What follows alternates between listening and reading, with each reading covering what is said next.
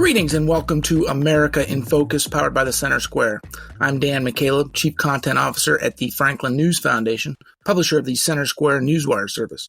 We are recording this on Friday, April 12th. As we inch closer to November's presidential election, the economy remains a top concern for American voters.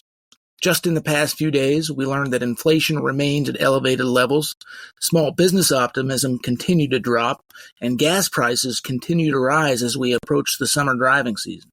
Joining me to discuss this latest economic news is Casey Harper, Washington, D.C. Bureau Chief for the Center Square. Casey, let's start with inflation and the continuing rise in the cost of most every consumer goods and services. The U.S. Bureau of Labor Statistics released its latest consumer price index for March on Wednesday, and despite President Joe Biden saying inflation has leveled off, the data show it is not. Yeah, so more inflation data, more bad news. That's the short version of this. But to get into some of the details, over the last 12 months, inflation has risen 3.5%. In last month, it rose 0.4%. That's based on the Consumer Price Index. It's one of several metrics, but it is a leading inflation indicator. Now, 3.5%, that is not as bad as what we saw, earlier in Biden's term, which is around 9%.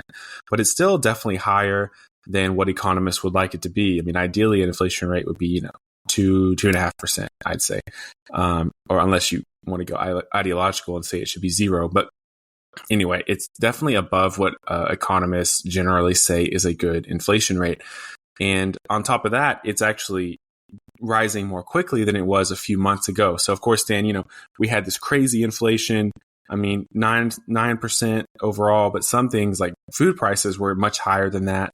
Of course, you remember gas going over $5 a gallon at one point. And then we sort of came out of that, and the Biden administration, President Joe Biden, sort of spiked the football and said, inflation is done. We beat this. A lot of economists were optimistic that was the case. But the last 2 months, inflation data has been higher than what many expected and what many liked. And it raises the question, is inflation actually gone, or are we going to be in for round two going into the next year or two? Casey, you actually did a fact check this week on President Joe Biden's comments that inflation is under control. Tell us what you found when you were doing that fact check. Yeah, it was really interesting. After that, not great inflation data came out, President Biden released a statement, and at the time it was like almost immediate. Like there was a huddle.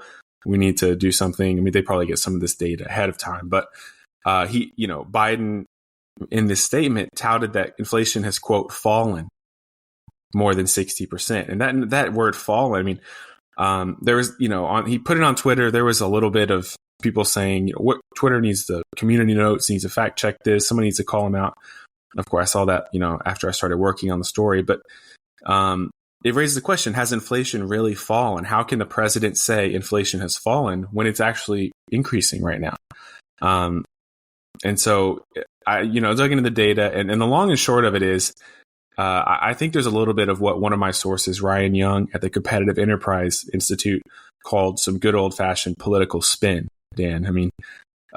Bill O'Reilly used to have the no spin zone, but I think we stepped into the spin zone with the story. So you can technically say inflation has fallen because of the data I previously referenced, which is inflation used to rise at this breakneck pace of, over 9% annually, right?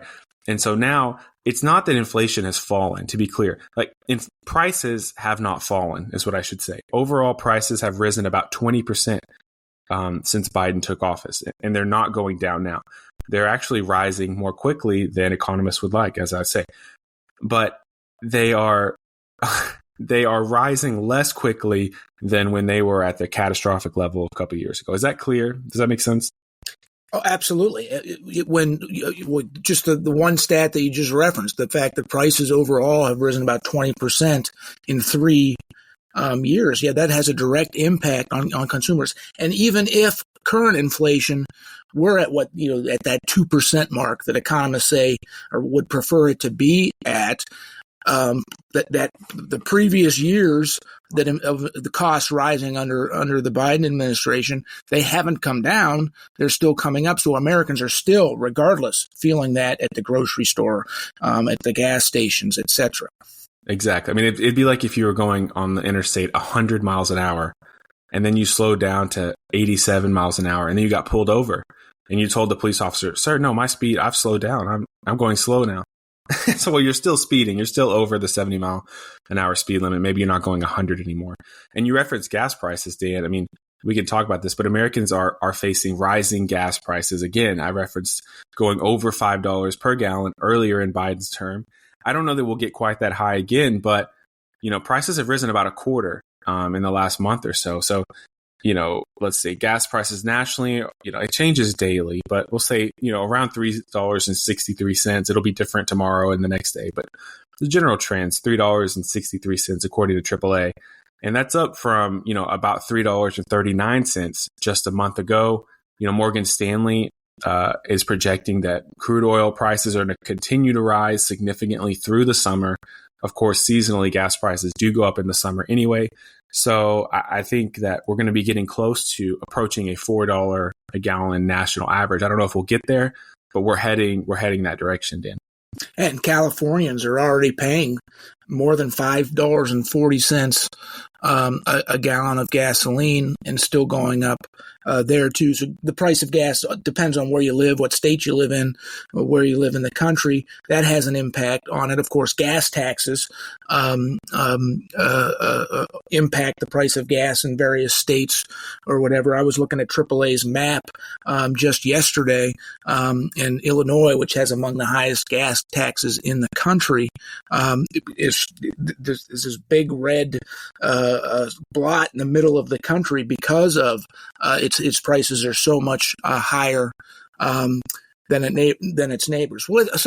So prices are up, whether it's gasoline, food, etc. Casey, I know we've done some polling and others have done some polling. How big of an impact is inflation going to have on the November presidential election, in your opinion? Yeah, I mean, in my opinion, for all that's worth, it's going to be a big issue, especially because prices are rising again, especially because I think voters largely do blame President Joe Biden. Our Center Square Voters Voice poll found that immigration and inflation are two of the most important issues to voters right now. And they're two issues where Biden has really struggled to show competency. And, on top of that, we're seeing from the National Federation of Independent Businesses that small businesses are less optimistic now than they have been, since 2012, since coming out of the financial crisis. So small businesses are not optimistic.